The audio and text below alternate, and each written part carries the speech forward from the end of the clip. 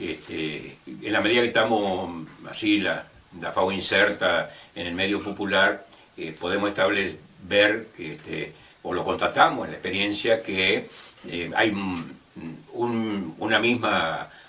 mismo concepto puede ser dicho de distintas maneras, depende del medio, no es igual para el medio universitario que para el medio obrero, que para el medio de la gente que está viviendo la recolección, por ejemplo, ¿no? De basura y todo eso para poder vivir, que son recolectores, en el caso. Para tomar tres sectores bien diferenciados. O sea que los códigos de comunicación no son iguales.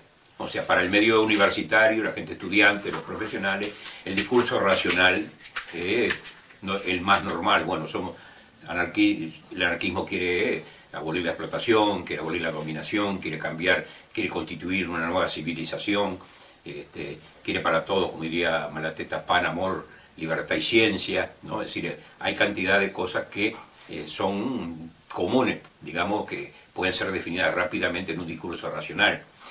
Quiere unas relaciones solidarias contra las relaciones egoístas, individualistas y competitivas de la sociedad, quiere un proceso, digamos, emancipatorio, y que además la libertad juega un papel central, la libertad como producción cultural, no como algo que está de por sí en la naturaleza humana. Es decir, no creemos que el hombre porte libertad naturalmente, creemos que es una construcción social, que es una producción cultural, que hay que realizarla, que no viene sola. No es que esas creencias dieciochescas de los siglos anteriores, de que, bueno, le sacaban lo malo que le había puesto la sociedad y el hombre era bueno y también libre. O sea, creemos que son conceptos o categorías que a esta altura y al desarrollo epistemológico actual no son sostenibles, ¿no? Son cosas que han quedado como registro de un periodo histórico del conocimiento que ha sido valioso para permitir la producción de mayores conocimientos, pero que hoy no tendrían vigencia plena. Entonces, desde ese punto de vista, es decir, la pregunta era el anarquismo. ¿Qué es anarquismo? ¿Qué es anarquismo para una persona que lo tiene? Entonces, ahí, si nosotros, eso general es orientador. Bueno, ¿qué es el anarquismo en todos esos aspectos? Es una orientación para adecuar el discurso a cada medio.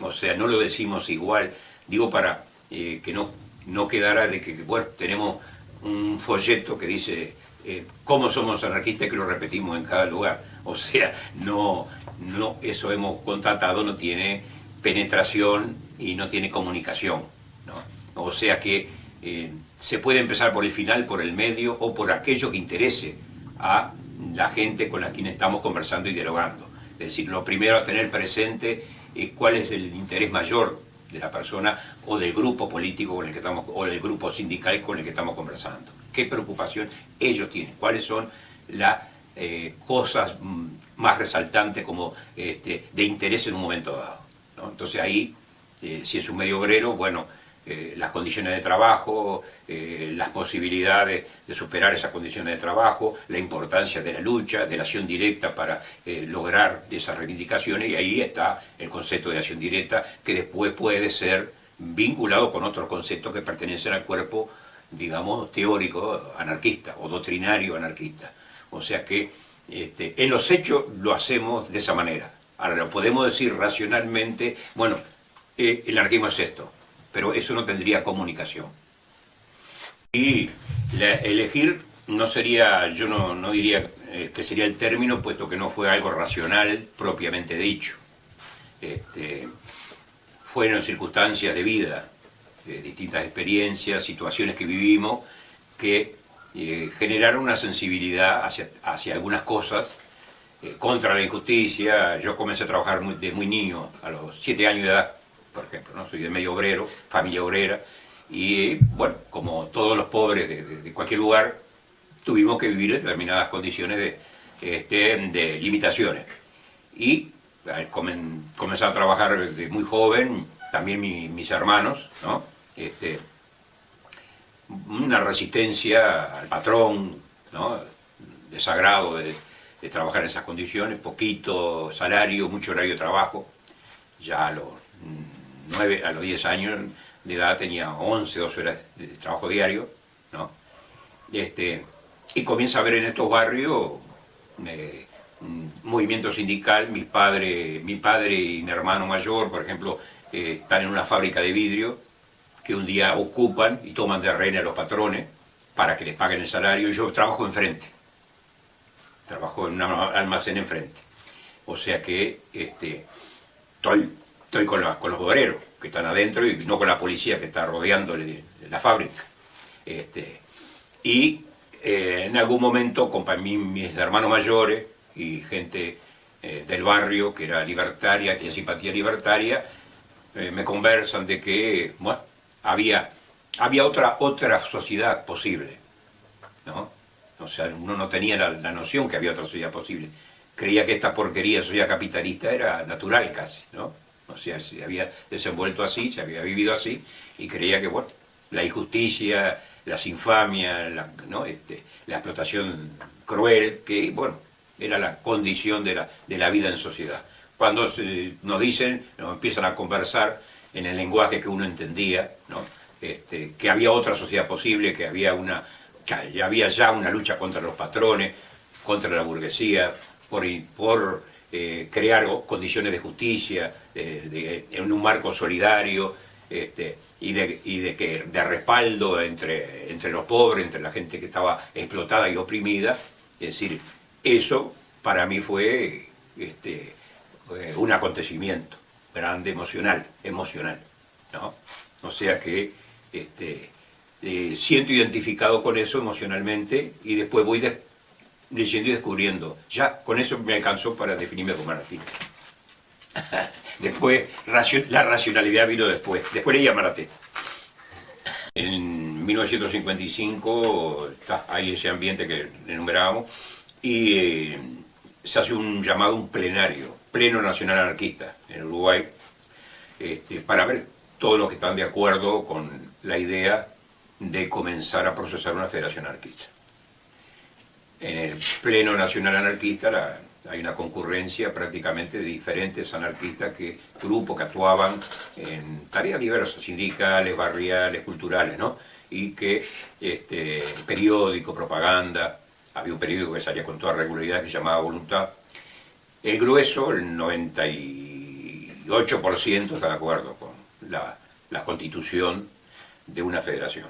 Hay un par de compañeros, cosas así, en un pleno bastante interesante al que concurren 100 y pico de militantes, ¿no? Que están de acuerdo con la formación de la federación. Entonces, es decir, ahí se forma, después del pleno, la Comisión Pro Federación Libertaria Uruguaya. Inicialmente era Libertario el nombre. Hay un proceso ahí de un año con elaboración de materiales sobre realidad nacional, realidad latinoamericana, situación mundial, los imperios, política imperial, política nacional, sobre actuación en el movimiento obrero, movimiento cooperativo, o sea, lo que eran borradores iniciales para debatir, ¿no?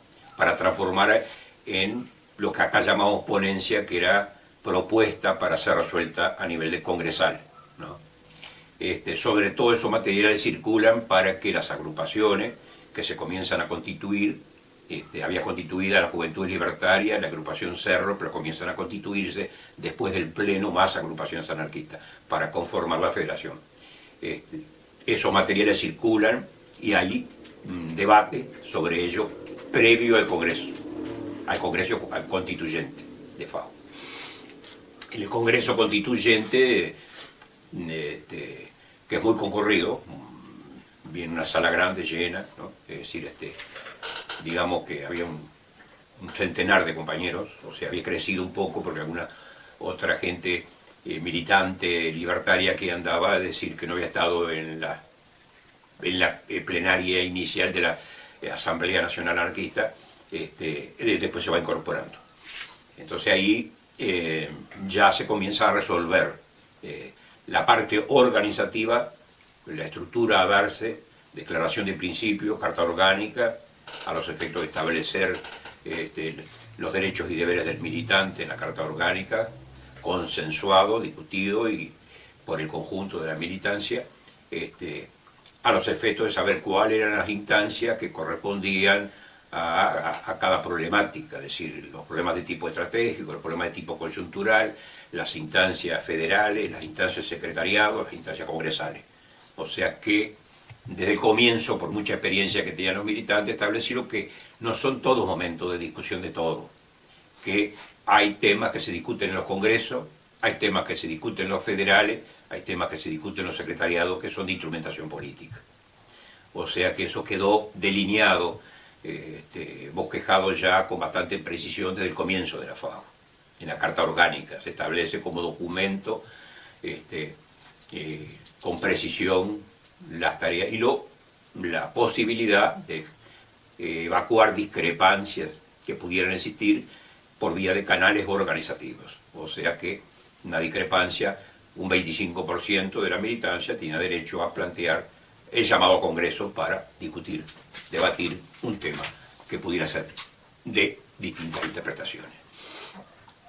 Bueno, eso comienza así, con posiciones también ya inmediatamente para actuar en el medio popular. Y el obrero acá en ese momento es el gran elemento popular. Prácticamente pasa el grueso de las actividades sociales por el sindicalismo en el país en ese momento. Ha crecido mucho el sindicalismo. En el periodo posterior a la guerra se da el desarrollo de una cantidad de industrias sustitutas de importaciones en el área latinoamericana y en caso de Argentina, Brasil, Uruguay hay mucho desarrollo de cantidad de industrias que significaron justamente por la situación de guerra, no se estaban realizando importaciones, sino exportaciones más bien de alguna parte de alimentación como la carne, cosas así, y da pie, hace lugar esa situación, esa coyuntura internacional a la formación de mucha cantidad de industria y eso implica mano de obra y desarrollo de otras industrias que estaban con mediano volumen a grandes. Entonces hay un crecimiento de la clase trabajadora, importante crecimiento de la clase trabajadora. Entonces ahí es, en ese momento, que se marca, bueno, colectivamente un criterio de trabajo, un plan de trabajo para el medio obrero, de parte de la Federación Anarquista Uruguaya ya constituida. Ahí comienza la labor, digamos, de inserción. Ya estaba inserto, los militantes que estaban insertos, que pertenecían a la Federación, encuentran ya ahí un ámbito para el debate de sus dudas y de la necesidad de respaldo de algunas asociaciones, y además de estar, digamos, coordinando ya en un marco orgánico con otros gremios, por ejemplo el de la carne, con textiles, con metalúrgico, con portuario, porque eran libertarios que estaban en el medio sindical. Eso permite rápidamente crecimiento de parte de la incidencia del anarquismo, en este caso anarquismo organizado, en el movimiento obrero.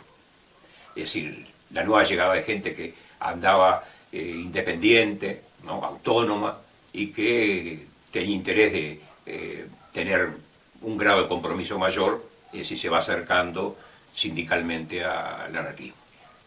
Ese es el comienzo de FAO, que tiene del 56 para adelante un crecimiento permanente, digamos, en los dos sentidos, en cantidad y calidad, ¿no? Es decir, porque se sigue discutiendo, debatiendo, sabiendo de que, bueno, lo que se ha resuelto va a merecer ajuste, que después una cantidad de experiencia que se está realizando en mayor volumen al coordinar todo, va a crear nuevos problemas a responder. O sea, plantea nuevas preguntas que hay que responder colectivamente.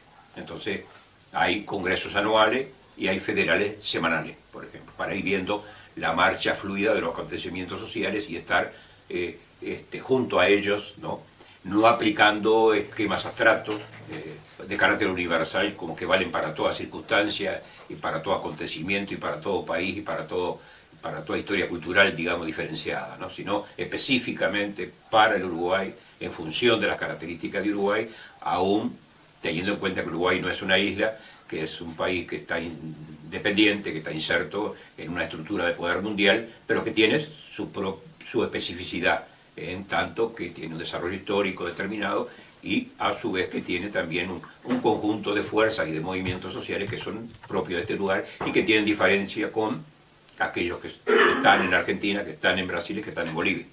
O sea que cada lugar, nosotros pensamos, era una máxima de FAU, hay que pensar con cabeza propia el lugar donde se está y pisar con los pies en la tierra para tener posibilidad de desarrollo del anarquismo. No aplicar esquemas abstractos que después la realidad los resiste y los rechaza, puesto de que no tienen el cimiento adecuado de que correspondan con una lectura de ese contexto cultural específico. Entonces lo mismo han hecho en otros lugares, otros movimientos, en Argentina en su momento, y ya lo habían hecho los anarquistas en el periodo anterior a la FAU, o sea, de tratar de ubicar en Uruguay las características del Uruguay para su desarrollo, y en Argentina las características de la Argentina para el desarrollo. O sea que no simplificamos de que porque el sistema capitalista tiene algunos rasgos comunes en cuanto a que, bueno, es explotador, es una estructura de dominación, es opresivo, de que se va a manifestar que los procesos son idénticos en cada lugar, ¿no? Marcamos que los procesos hay que verlos para ver cuáles son las diferencias que tienen de un lugar con respecto a otro y cuál es lo que corresponde a ese lugar. Entonces, desde ese punto de vista también hay una relación de intercambio permanente. La FAU nace con una herencia internacionalista, puesto que los internacionalistas son los que aquí fundan los sindicatos en el país, fundan las primeras centrales obreras, tienen el desarrollo sindical, o sea, y los compañeros vienen con esa cultura, los compañeros viejos vienen con esa cultura internacionalista de un contacto con lugares como España, como Italia, como no, fundamentalmente esos lugares donde tuvo incidencia importante la internacional antiautoritaria, ¿no? Bakuninista. En general el ambiente es malapequiano y bakuninista desde el punto de vista de las lecturas predominantes, y algo Kropotkin. Después creo que hay una pregunta a propósito de eso. Así que ahí el desarrollo de FAU, el comienzo y inicio de desarrollo de FAU, lo dejamos por ahí hasta la década del 60, que comienza, digamos, una etapa de crisis, para llamarle rápidamente de alguna manera eso, en el país donde se agota el modelo sustituto de importaciones, ya comienzan a venir importaciones importantes, hay una reestructuración de Europa y de los países centrales, de los países imperiales, con respecto a esta área, y las pequeñas industrias comienzan a tener dificultades, las medianas industrias comienza a aumentar la desocupación y va cambiando desde ese punto de vista la realidad.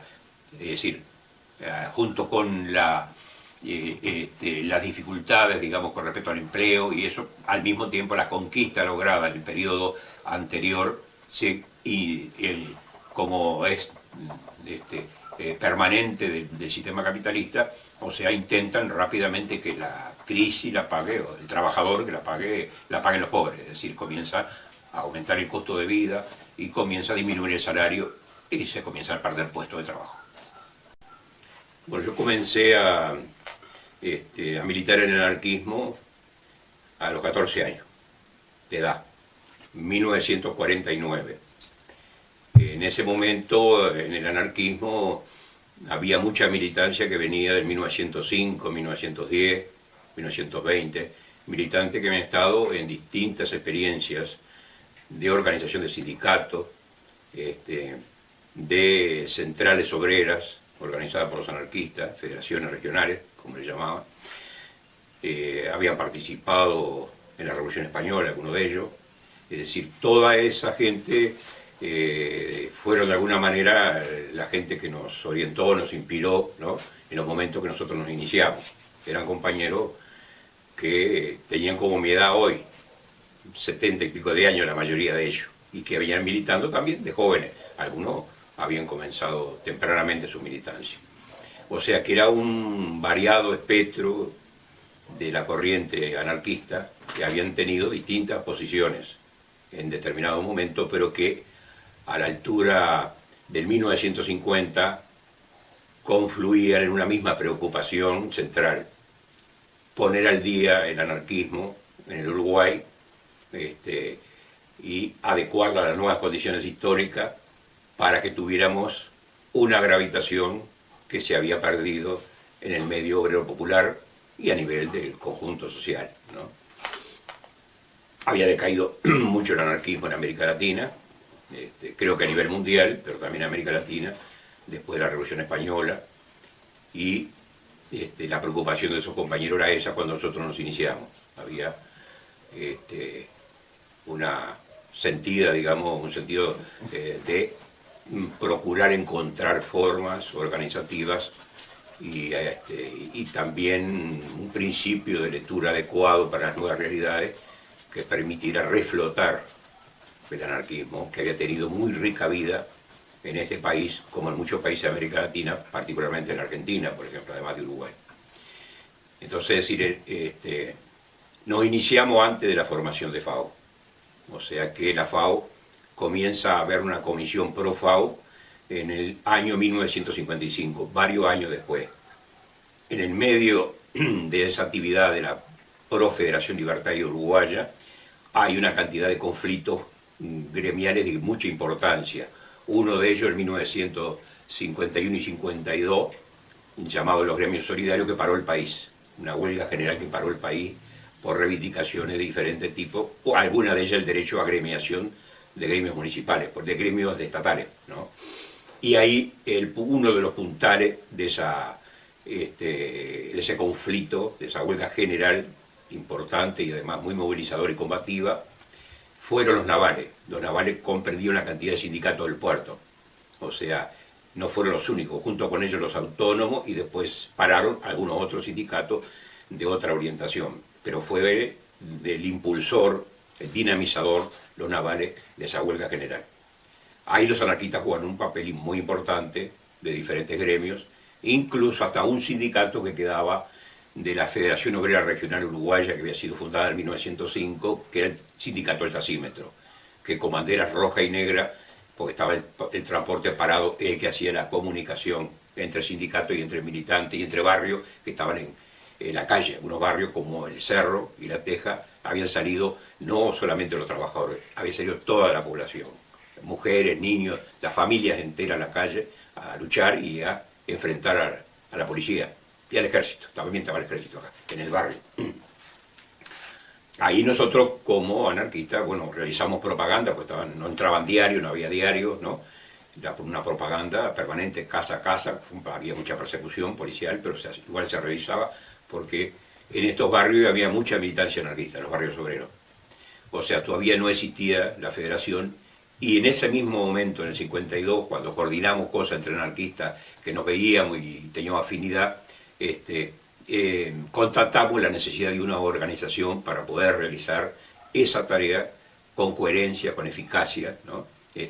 Y con una coordinación, digamos, que rindiera más fruto que aquello que tenía algo de coordinación y algo de espontaneidad y que a veces se repetía en episodios y a veces iba gente presa innecesariamente, porque ese lugar ya se había hecho de propaganda, por ejemplo. Es decir, ahí se comienza a conversar de la necesidad de la Federación Anarquista. 1952, huelga general del país y estos barrios obreros con la gente en la calle, ¿no? Y los anarquistas con incidencia y la Federación Naval con mucha importancia. Ya teníamos el Ateneo Libre Cerro La Teja, ¿no? Que en ese momento constituido, el Ateneo tiene una militancia bastante grande de mucha gente con experiencia, que había pertenecido a diferentes gremios en la década del 10, del 20, del 30, más toda una cantidad de gente joven que éramos nosotros en aquel tiempo, también fuimos jóvenes, y que nos incorporábamos con entusiasmo a esa movilización. El Ateneo se encargó de labores, era más organizado el Ateneo. La mayoría de esa militancia del Ateneo era partidaria de una federación y ya venía actuando de forma organizada, ¿no? En sus labores sociales, y también la agrupación anarquista del Cerro, que actuaba toda en el Ateneo del Cerro, adhería a los criterios especificistas malatestianos de una organización política anarquista. Eso es en el 52, o sea que ya se iniciaban los debates con otros matices del anarquismo, ¿no? Anarcosindicalismo, anarco menos organizador, aunque aún gente que provenía de la corriente que en el Río de la Plata se denominó individualista, ya estaba en otra, después de muchas experiencias, en otra posición. algunos individualistas ya buscaban formas organizadas de trabajo. Es decir, compañeros que habían estado 10, 15, 20 años actuando sin eficacia alguna en cuanto a incidencia en el medio social y que habían ido quedando aislados. Es decir, que confluyen no solamente los especifistas, partidarios, digamos, de la organización anarquista, sino los anarcosindicalistas que ya estimaban que no había más lugar para anarcosindicalismo en el Uruguay. Ya no existía prácticamente, quedaba como sindicato importante el taxímetro, ¿no? Transporte, y los navales que eran de acción directa ya no estaban en la FORO, no estaban en la Federación Obrera Regional Uruguaya, ¿no? Ya estaban independientes, eran acción directa independiente en los gremios. Y en tanto anarquistas buscaban un lugar de encuentro con sus compañeros libertarios para una acción conjunta de carácter social político. Ese es el marco en el que comenzamos nuestra actividad, ¿no? Al mismo tiempo está llegando mucha gente joven, que se articula el trabajo entre los compañeros viejos y los compañeros jóvenes con mucha amplitud de parte de los compañeros con experiencia, de volcar conocimiento, de transferir conocimiento y experiencia, de responder preguntas a los que los jóvenes lo asediaban, cómo es esto, cómo es aquello, cómo es esto otro, cómo hacemos acá, cómo hacemos allá. Compañeros que tenían trayectoria larga, algunos habían actuado en la Argentina, habían sido expulsados de la Argentina, habían venido a Uruguay, otros tuvieron 2 años en la Revolución Española, habían regresado a Uruguay. O sea que, si bien los contextos iban teniendo sus modificaciones desde el punto de vista coyuntural, de cualquier manera eran compañeros con una experiencia capaz de poder traducir y tener la sensibilidad de ver los cambios que se operaban y realizar creativamente nuevas propuestas para el medio social, a los que recurríamos la gente joven que en ese momento fue mucha la que se incorporó del medio, cuando va llegando la FAU, del medio estudiantil y los medios obreros de esta zona, del Cerro y de La Teja. Ese fue el eje de la FAU. Juventudes Libertarias, que era básicamente gente del medio universitario, de varias agrupaciones, derecho, medicina, economía, historia, ¿no? Es decir, estudiantes que habían que eran en ese momento una fuerza mayoritaria en la Federación de Estudiantes Universitarios del Uruguay. Eran con una posición tercerista, es decir, no al imperialismo yanqui, no al imperialismo ruso, ¿no? O sea, una posición independiente, tercerista, se le llamó en estos lugares, que tomaba distancia de esos dos y creía la necesidad de construir por fuera de esos bastones de mando, se decía, vamos a usar el término de la época, fuera de esos bastones de mando que llegaban directrices para la actuación y creaban horizontes en cuanto a la posibilidad de la acción, por fuera de eso, es decir, crear una actividad efectiva, concreta, con intenciones de ir transformando la sociedad por fuera de esos canales que estaban viciados, uno a favor de una corriente, digamos, que no compartíamos, en el caso del marxismo-leninismo, y los otros a favor de la otra corriente, el imperialismo norteamericano, ¿no? O sea que desde ese punto de vista, en general, también la línea de independencia se marca, ¿no? Que rescata teóricamente el medio universitario estudiantil, es común a el resto del medio obrero. O sea, están en las mismas coordenadas. Desde ese punto de vista hay un acuerdo tácito y después preso, no más adelante, con respecto a esa línea general que era muy importante. Porque había algún anarquista que estaba independiente, aislado, que estaba en otras posiciones, ¿no? O sea que lo hubo en Argentina, el Mal Menor, por ejemplo, ¿no?